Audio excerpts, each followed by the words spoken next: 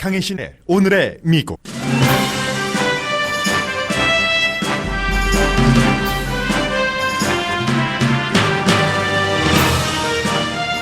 트럼프 대통령이 조지아주 애틀란타로 떠났습니다. 돈과 유권자를 얻기 위해서입니다. 대통령은 애틀란타로 출발하기 전 우크라이나 대통령과는 또 다른 전화통화도 했다면서 민주당이 원하면 전화통화 내용도 공개하겠다고 말했다가 조금 말을 바꾸기도 했습니다. 부통령도 우크라이나 대통령과 전화했다고도 말했습니다. 공화당 연방 하원이 대통령을 지키기 위해 루돌프 줄리아니를 포함한 3사람을 버린다는 계획을 고려하고 있다고 워싱턴 포스트가 보도했습니다. 존 볼튼 국가안보보좌관이 연방 법원에서 하라고 하면 하원 탄핵 철문회에 출석하겠다고 밝혔습니다.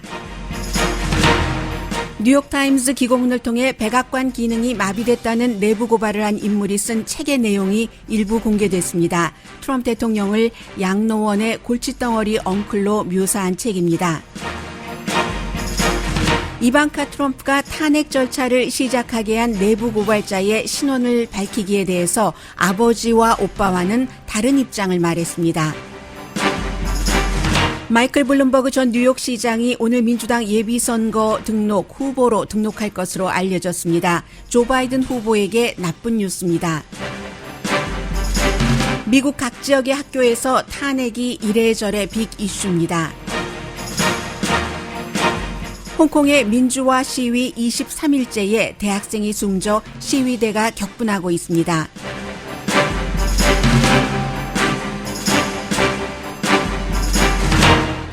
여러분 안녕하십니까? 오늘의 미국 강혜신입니다. 조지아주 애틀란타에서 오늘의 미국을 듣고 계신 분들 안녕하십니까? 방송하다 보니까 이런 날이 있습니다. 아틀란타에서는 저희 라디오 서울 방송의 오늘의 미국을 라디오 코리아를 통해서 듣고 계시고, 그리고 시차가 조금 있기 때문에요. 아마 딜레이 돼서 방송하기 때문에 여러분들께서 오늘의 미국 이 방송을 듣고 계신 즈음에는 이미 트럼프 대통령이 애틀란타에 도착했을지도 모르겠습니다. 오늘 아침에 그래서 주로 이제 평소에 뉴스를 준비하면서 보는 그런 매체들이 있는데, 신문이고 또 뭐 라디오도 그렇고 또 텔레비전도 제가 애틀란타 방송 신문을 제일 먼저 모니터했습니다. 애틀란타에서 발행되는 아주 좋은 신문이 있죠. 애틀란타 Journal of Constitution. 보니까 지금 마치 블로그 형식으로 트럼프 대통령이 오는 시간대별로 레이티스트 뉴스를 쭉 올리고 있는데 딱 2개의 단어가 눈에 띄었습니다. 크게 큰 글자체로 뽑았는데 캐시와 블랙보터, 흑인 유권자들과 캐시를 얻기 위해서 애틀란타에 온다 하는 얘기입니다.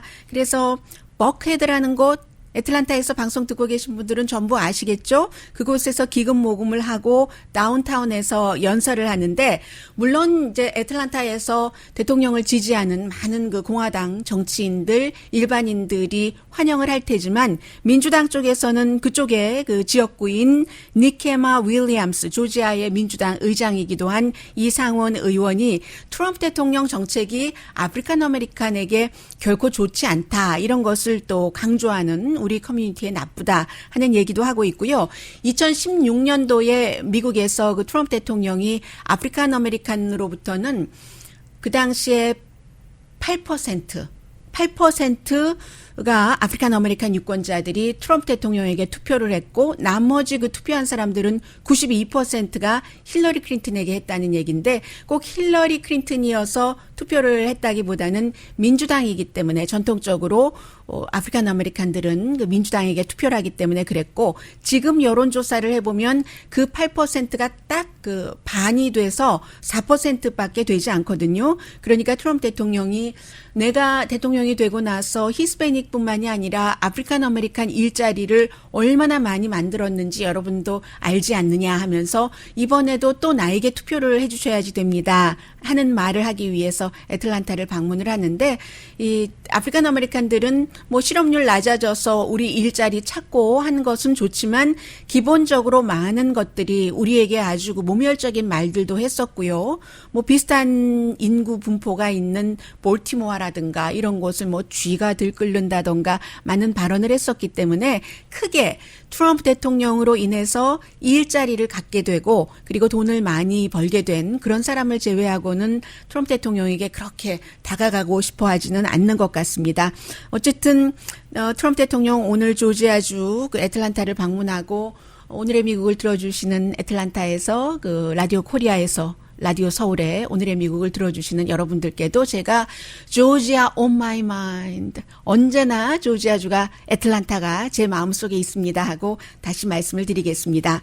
오늘 애틀란타로 가기 전에 트럼프 대통령이 늘 그 비행기 공군 1호기를 타기 전에 백악관에서 기자들이 막 그 모여오면은 여러 가지 그 본인이 하고 싶은 얘기도 하고 질문하면은 그 답변하고 하는 그런 그 과정들이 있죠. 그래서 대통령이 그것을 또 즐깁니다. 이미 그 트럼프 대통령이 백악관의 대변인이 별 역할을 하지 못하도록 한 건 아닌데 대통령이 다 하니까요. 그 과정에서 아주 중요한 얘기를 했는데 내가 지금 의회에서 나를 탄핵시키려고 민주당이 조사를 시작하고 있지만 아직까지는 나 그런 것 하나도 신경 쓰지 않는다. 컨선하지 않는다고 얘기를 했습니다. 그러면서 아무도 모르는데 말이야. 정말 그렇게 얘기를 했어요. Nobody knows라고 얘기를 하면서 내가 우크라이나 대통령과 한 번 전화통화를 한 것이 아니라 2번 전화통화를 했다. 그리고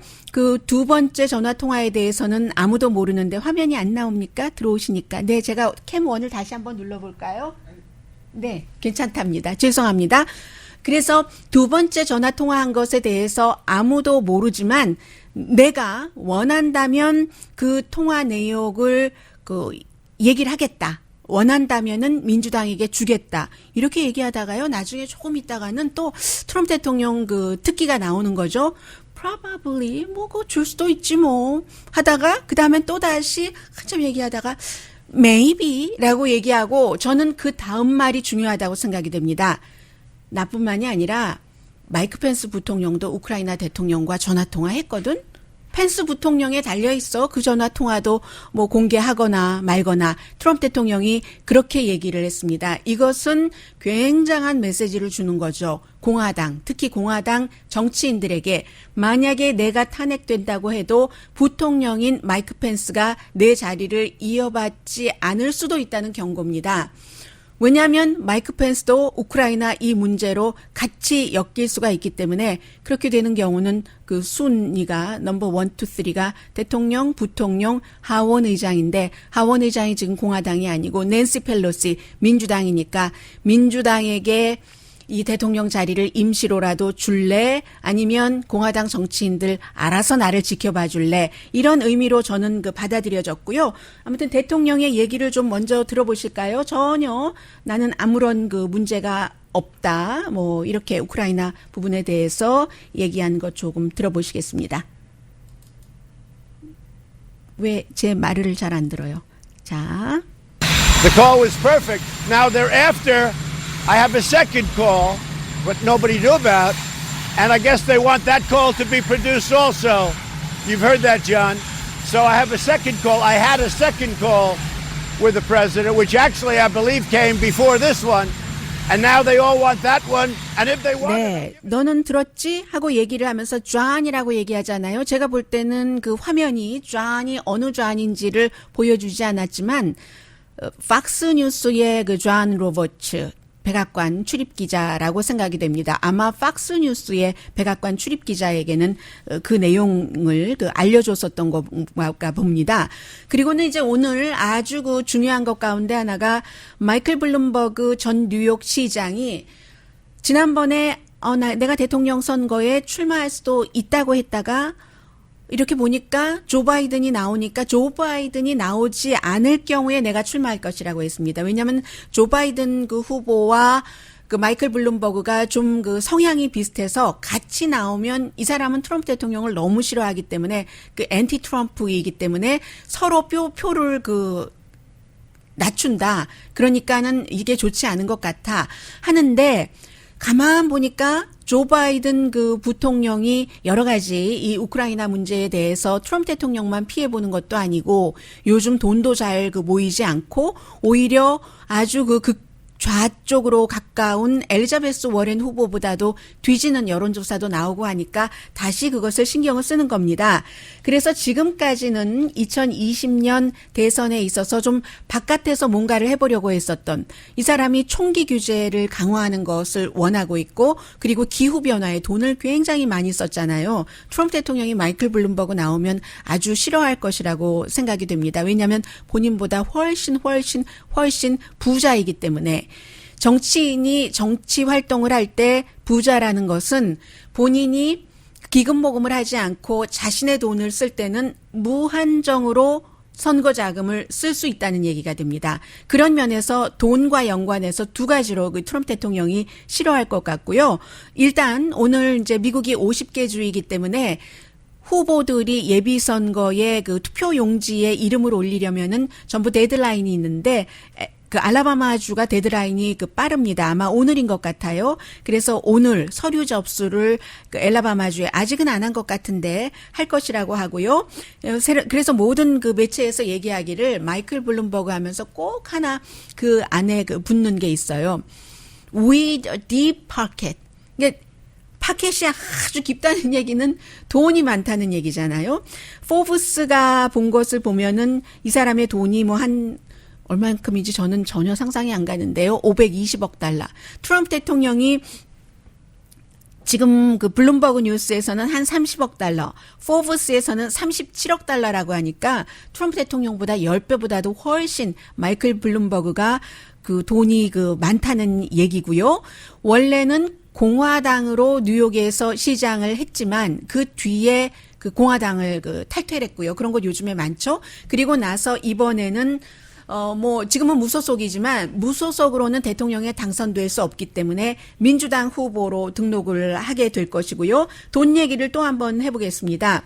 돈 얘기는 돈이 많다는 것은 돈을 안 모아도 되기 때문에 그 시간 동안에 시간을 절약해서 후보로서 할 수 있는 다른 곳에 가서 선거기금이 아닌 그 자신을 그 홍보할 수 있는 시간이 굉장히 많다. 이렇게 되고요. 이제 정말 점핑하는 거죠. 이제 오늘 등록을 하고 나면은 이 선거에 그 뛰어드는 게 되는데 다른 후보들은 그만큼 또 돈 모은다고 여기저기 동분서주하고 다닐 때 본인은 그 총기 규제라든가 기후변화뿐만이 아니라 가장 중요하게 생각하는 게 이 마이클 블룸버그도 사업가 출신이기 때문에요. 어떻게 하는 것이 자본주의의 시스템을 지키는 것인가. 그리고 미국이 홀로 가는 것이 나은가 아니면 다국적주의로 가는 것이 나은가 고립주의냐 다국적주의냐 에서 역시 그 다국적주의를 그 선택하는 사람이 마이클 블룸버그입니다.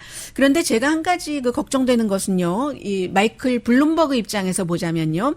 뭐 예를 들어 오늘 그 알라바마에서 등록을 하고 그다음에 이제 뭐 알칸소, 캘리포니아도 좀 등록이 빠르거든요. 예비선거가 빠르니까 뉴욕도 그렇고 뭐 플로리다, 텍사스, 뭐 뉴햄프셔 이런 데 등록을 하고 나서 지금은 일단 조 바이든이 조금 안 됐네. 그렇게 됐네 하는 생각을 하지만 그때부터 마이클 블룸버그가 예비선거 후보야 하면은 사람들이 그 사람 몇 살이지? 하고 분명히 얘기를 할 겁니다. 이 사람이 2월 14일인가가 생일이거든요. 77세인가요? 78세인가요? 42년생이니까 77세. 77세면은 나이가 많은 거죠. 그게 이제 또 다시 얘기가 되지 않을까 하는 생각이 들고요. 그리고 또 다른 그 중요한 내용들이 있는데 일단 그 시간이 많이 지났으니까요. 잠시 뒤에 광고 들으시고 나서 그 전해드리겠습니다.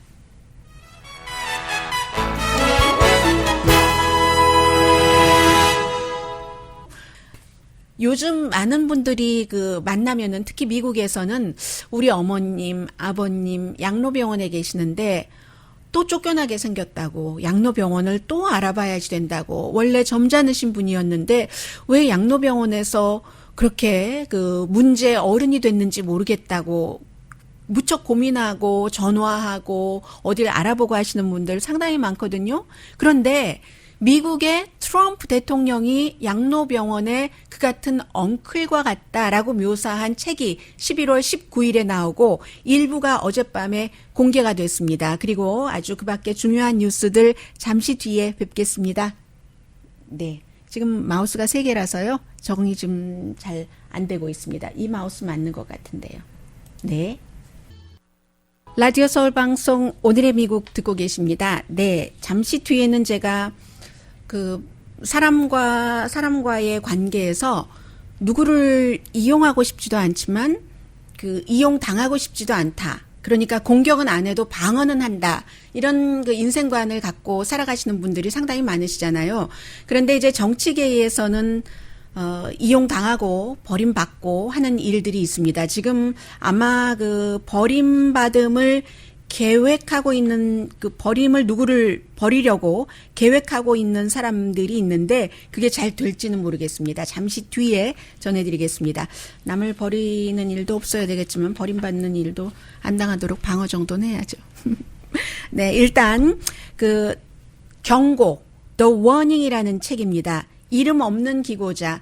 이게 뉴욕타임즈의 지난해였던가요? 지지난해였던가요? 9월 달에 기고문을 써서 백악관이 완전히 그 기능 장애고 기타 등등 여러 가지 굉장히 문제가 많았었던, 말하자면 내부 고발자죠. 본인은 그 공화당인데 이 나라가 위험하기 때문에 내가 경고를 한다 하고 기고문을 썼었던, 언젠가는 그 기고문을 쓴 사람이 마이크 펜스 부통령일 거야. 이런 얘기도 나와서 부통령이 나 아니거든요. 하고 얘기도 했었던 그 사람이 책을 써서 11월 19일에 나오고 이 책을 쓴 모든 돈은 뭔가 진실을 찾는 그런 재단에 기부를 하겠다라고 했는데 지금도 이름 없는 저자입니다. The Warning이라는 이 책이 어제 밤에 내용이 조금 공개가 돼서요. 뭐 워싱턴 포스트 등 많은 기자들이 지금 얘기를 하고 있는데 이런 얘기입니다. 한마디로 트럼프 대통령이 공감 능력과 진실성이라고는 없이 갈팡질팡하는 얼간이, 딱 그 한마디로 표현하면 그런 얘기고요. 아니면 또 위험하기로는 헐거워진 기관포?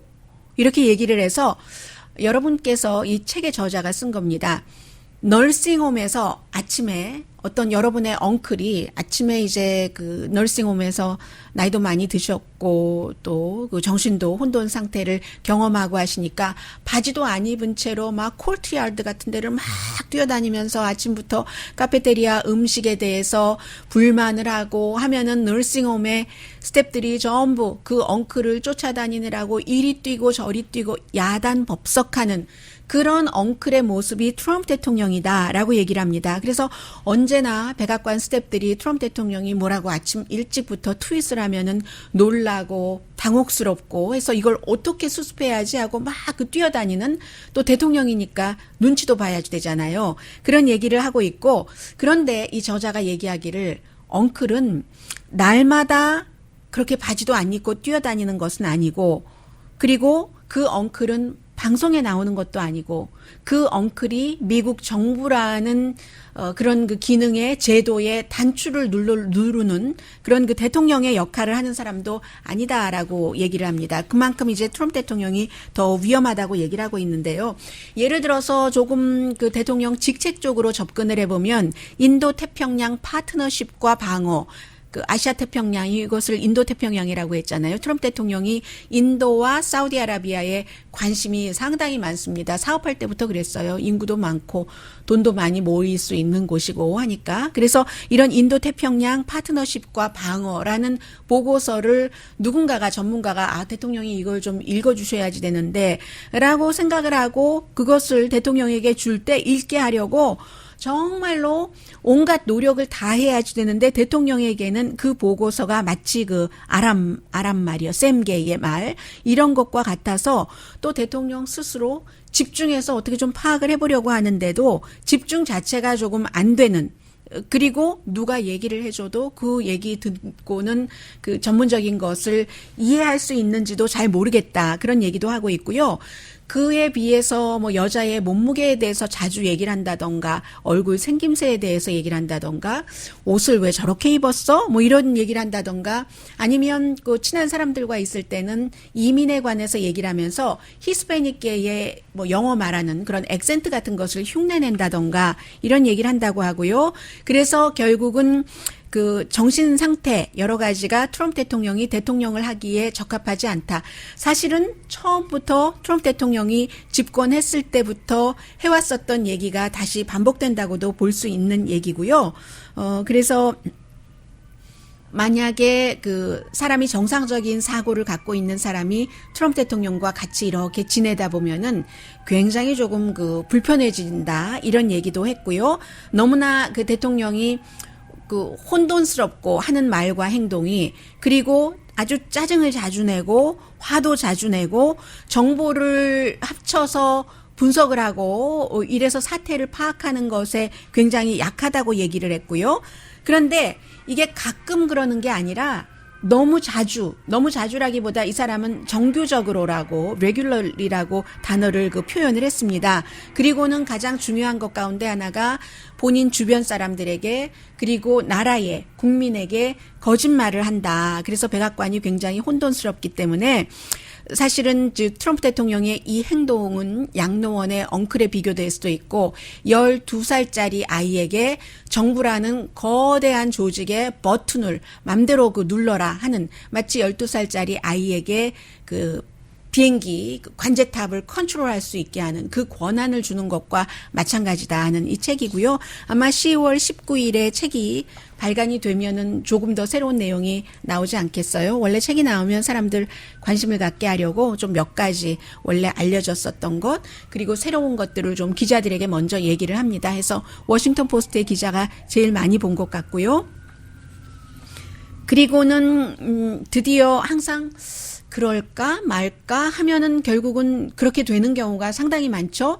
어제 그 존 볼튼 국가안보보좌관이 하원 청문회에 비공개 청문회에 나오지 않았다 해서 대통령에게 해고를 당하고도 아직은 대통령에게 좀 충성하는 마음이 있는가 보네. 내지는 그 사람이 아무리 대통령이 싫어도 그렇지 공화당인데 민주당 좋은 쪽으로 그 하원 청문회에 나와서 증언을 하겠어. 존 볼튼이 이렇게 많은 해석을 하기도 했는데 그런데 이제 또 한 가지 해석을 할 수 있는 게 있는 겁니다. 이 존 볼튼이 분명히 밝힌 게 만약에 연방 판사가 나에게 내가 백악관에서 아주 높은 직책이었잖아요. 국가안보보좌관까지 지냈는데도 하원이 하고 있는 탄핵 청문회에 나가서 증언을 해야지만 된다 하고 연방 법원에서 그 같은 명령 내지는 판결을 내려주면 난 나가겠다. 그러니까 그 본인이 하고 있는 것을 더 그 철저하게 명분 같은 것을 만들기 위한 기다림, 준비 이런 시간으로 보는 게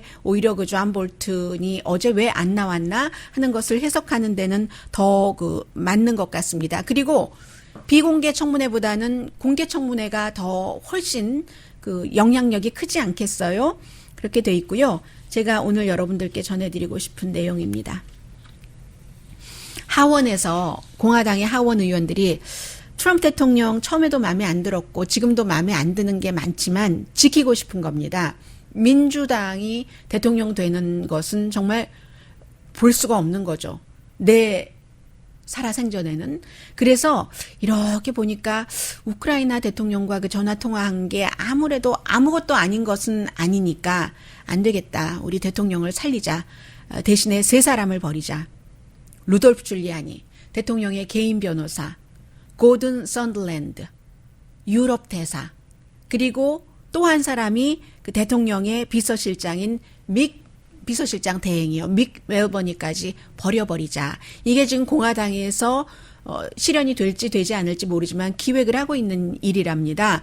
믹 멜버니 같은 경우는 우크라이나 대통령과 그 조 바이든 정치적인 그 조사 좀 해달라고 그 대가성 그런 전화 통화를 했다라고 얘기했고 나중에 번복한 사람이고 유럽 연합 대사도 역시 그 이런 일에 관여를 했고 루돌프 줄리아니는 넘버1 사람이죠. 이 일에 대해서. 그러니까 모두 그 전화 통화와 관련이 있고 그 전화 통화와 관련을 가지면서 행동을 한 세 사람을 버려버린다는 겁니다. under the bus. 버스 아래로 확 집어 던져버린다는 얘기거든요.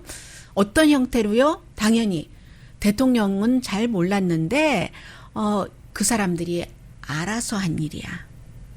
그 세 사람이 알아서 한 일이야. 말하자면 뭐 희생양이라고 말씀을 드릴 수도 있겠고요. 그런 대통령은 그리고 전화 통화해서 뭐 좀 조사 좀 해달라고 하고 우리 뭐 법무장관과도 통화하고 루디 줄리아니하고도 통화하고 하라는 얘기는 했지만 별 특별한 의도는 없이 원래 뭐 사람이 솔직한 사람이니까 그렇게 말한 것이다 라고 하면서 그런데 세 사람이 알아서 했거나 아니면 자신들의 입장 내지 입지를 지키기 위해서 더 나아간 것이다. 이렇게 지금 기획을 하고 있다는 얘기거든요. 그런데 이게 쉽지는 않을 것 같아요. 왜냐하면 대통령이 그냥 전화하다가 그거 좀 조사 좀 해줘. 이렇게 한 게 아니라 몇 개월 동안 계속 기획을 했었다는 게 나타났고요. 그래서 어떤 때는 마이크 펜스 부통령을 우크라이나 대통령 취임식에 보내려고 하다가 갑자기 빼고는 에너지부 장관을 보낸다던가 그래서 이게 대통령이 전혀 몰랐다라고 얘기하기 어려울 것 같고요. 또 하나는 저는 오히려 이 부분이 더 신경이 쓰이는데 공화당 입장에서 보자면요. 루돌프 줄리아니가 어떤 사람입니까? 그 고든 썬들랜드 같은 사람은 그렇다 하고요. 이 사람 원래 CEO로 호텔업해서 호텔리어로 돈 많이 벌었는데 대통령 취임식 하는데 100만 달러 기부하고 그래서 결국은 이제 주고받기식 대사 자리를 얻은 사람인데 오늘 아침에 대통령이 애틀란타 가면서 기자들에게 그러던데요. 나 그 사람 잘 모른다고. Hardly know him. 이라고 얘기를 했거든요. 그런데 얼마 전에는 이런 일이 있기 전에 나 그 사람 너무 잘 아는데 아주 훌륭한 사람이야. 이렇게 얘기했는데 대통령은 벌써 이 사람 모른다고 딱 거리두기를 시작을 한 것이고 공화당 하원도 그렇게 된다고 할 때는 루디 줄리아니가 어떤 사람입니까? 가만히 있을까요? 이게 쉽지 않을 것 같아요. 왜냐하면 마이크 코엔이라는 대통령의 10년 동안의 개인 변호사를 하면서 어디 건물 짓고 나면은 그 하청업자에게 뭐 플러머 같은 사람에게 전화하고 협박하고 잘못됐어 또 잘못됐어 하면서 돈 뭐 깎음을 받거나 아니면 아예 돈을 주지 않거나 또 여자 문제도 다 해결해주고 했었던 그 마이크 코엔이 내가 대통령의 총알바지가 되겠다. 했었던 사람입니다. 그런데 그렇게 말한 그 똑같은 입으로 하노이 회담에 가서 김정은을 만나려고 할 그 순간에 의회 공개적인 청문회에 출석해서 나의 지난 10년 인생 그런 인간을 위해서 내가 그렇게 일을 했던 것이 너무 후회가 된다면서 울음을 참지 못했던 사람이 마이클 코엔이거든요. 결국은 자신을 지키고 자신의 가족을 나중에는 지키게 되는 그런 일을 이미 우리는 봤고 이 루돌프 줄리아니 같은 사람은 워낙에 돈하고 파워를 쫓아다녔던 사람이기 때문에 그렇게 공화당 하원이 던져버린다고 던져질 만한 그런 사람들은 아닐 것 같습니다. 그래서 어떻게 될지 모르겠다는 말씀을 드리고요. 그리고 또 하나는 하원 의원들도 대통령이 예뻐서 그러겠어요? 대통령 싫어하는 사람들 많습니다. 자신들의 이익을 위해서 지금 서로 당신이 살아야 내가 살고 내가 살아야 당신이 살고 이런 먹이사슬처럼 연결된 어느 분야나 다 그렇지만 정치계는 더 심하잖아요. 지금 특히 더 그런 시기다 하는 말씀 전해드립니다. 잠시 뒤에는요. 미국이니까 일어날 수 있는 일입니다. 처음부터 지금까지 백악관 안에서도 그렇고 TV 스테이션에서도 그렇고 그런 부분 잠시 뒤에 전해드립니다.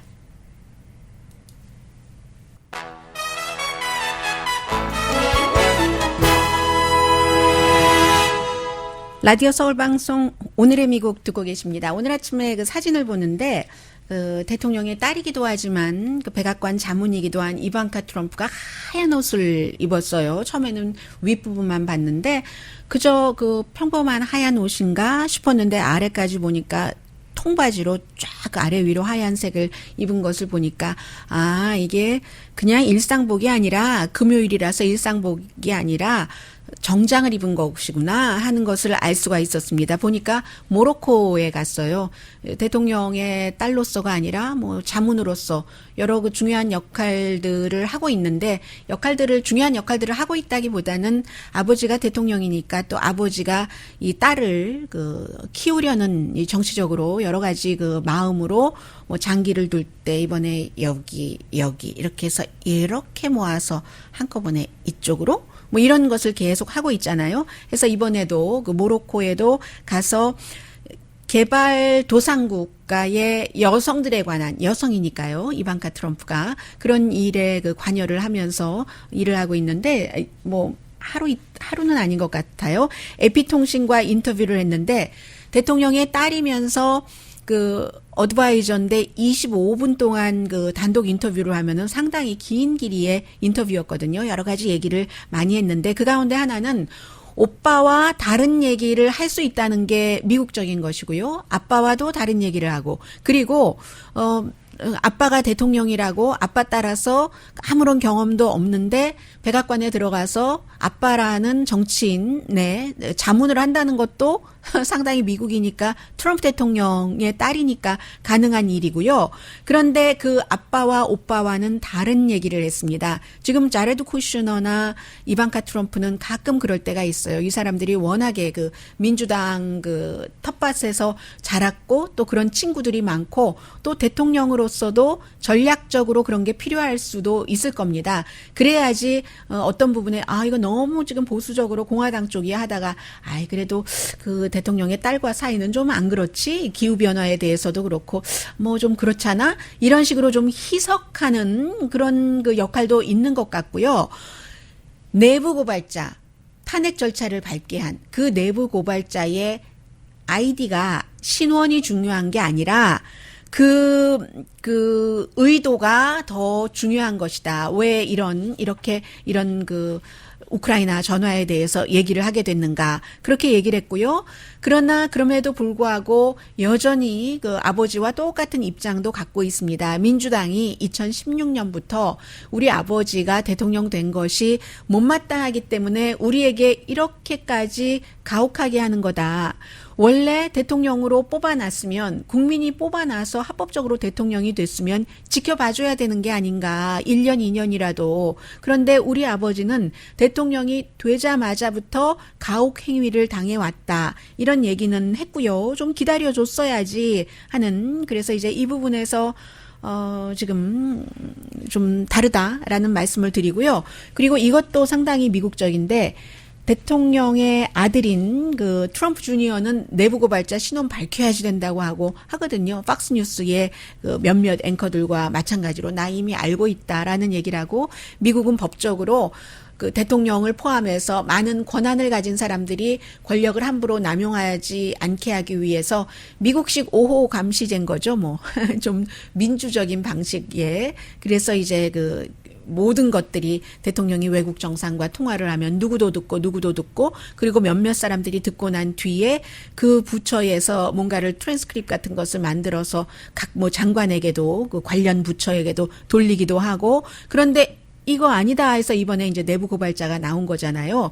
그 부분에 대해서 이 대통령 아들도 그 사람 신원을 공개해야 된다 하고 있는데 어제 이 대통령의 아들이 제가 어제 못 전해드렸어요. 이 내용을.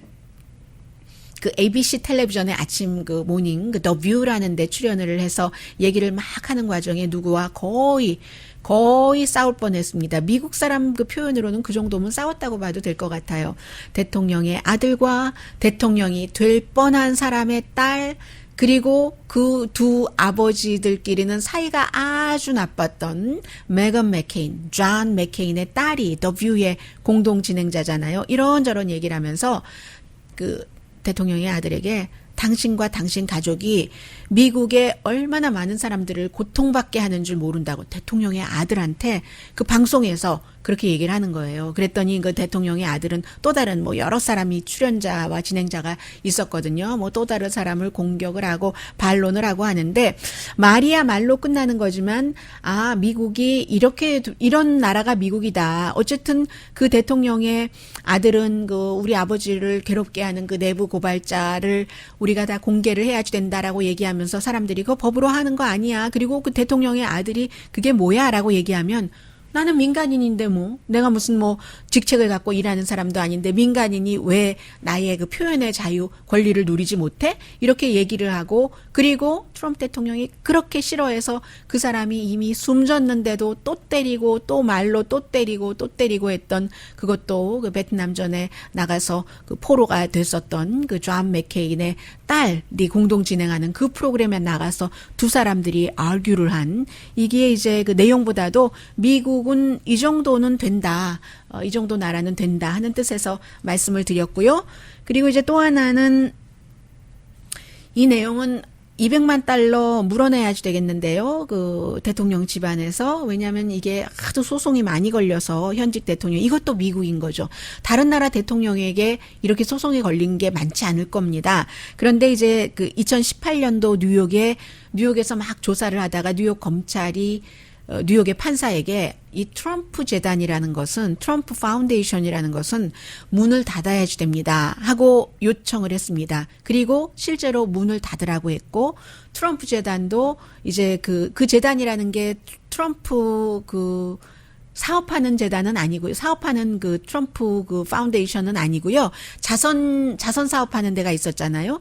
그런데 왜 이 뉴욕의 검사가 문을 닫으라고 했냐면 보통 모든 자선 재단은 그 자금을 함부로 막 쓴다고 하는 클린턴 재단조차도 그 본인들이 돈을 내거나 돈을 어디서 이렇게 모아서 다른 사람에게 줍니다. 그리고 거의 그 무슨 빌 게이츠 재단 하면은 빌 게이츠 부부가 돈을 내서 아프리카의 건강을 위해서 뭐 막 그 백신 접종 같은 것을 하는데 돈을 쓴다 이런 형태잖아요. 그런데 트럼프 재단은 트럼프 가문에서 돈을 안 내요. 이름은 쫙 붙어 있는데 가족들 이름 붙어 있는데 그런데 이것을 다른 사람한테 돈을 받아서 그 돈으로 본인들이 쓴 겁니다.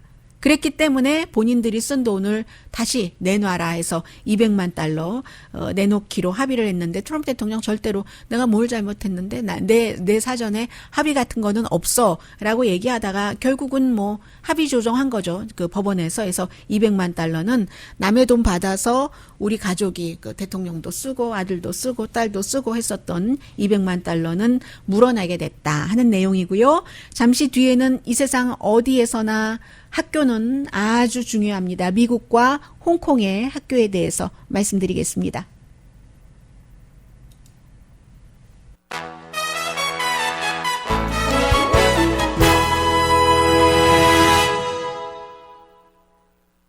라디오 서울 방송 오늘의 미국 듣고 계십니다.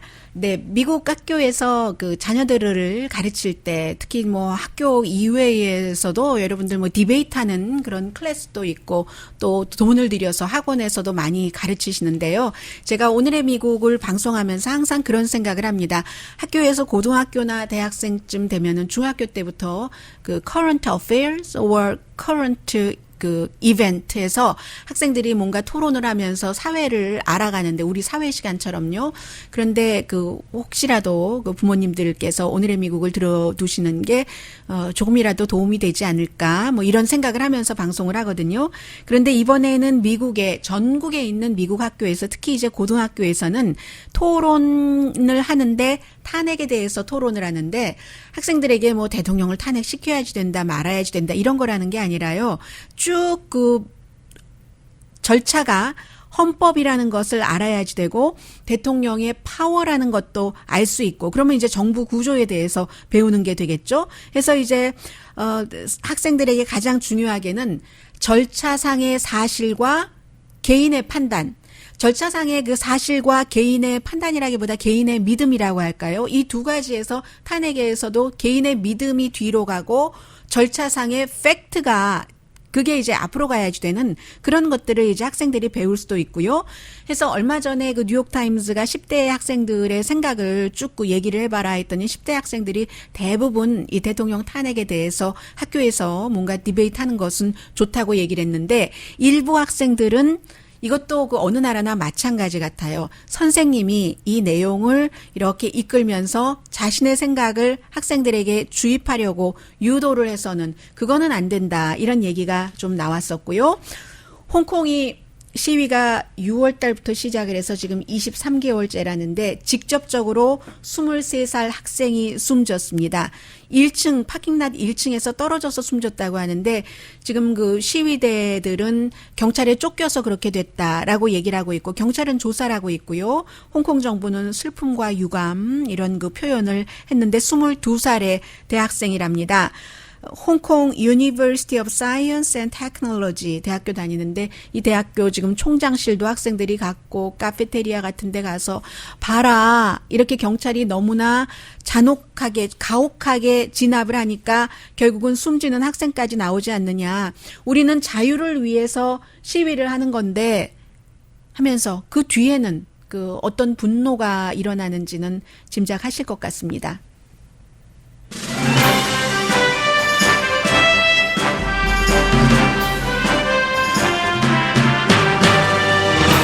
제가 잘 보고 있는 그 웹사이트에 보니까 기사가 있고 사진이 있는데 그 사진에 파란색 의자, 빨간색 의자인데 안락 의자예요. 그것도 나무로 돼서 뒤로 갔다 앞으로 갔다 하는 참 평화로워 보이네요. 강희신이었습니다.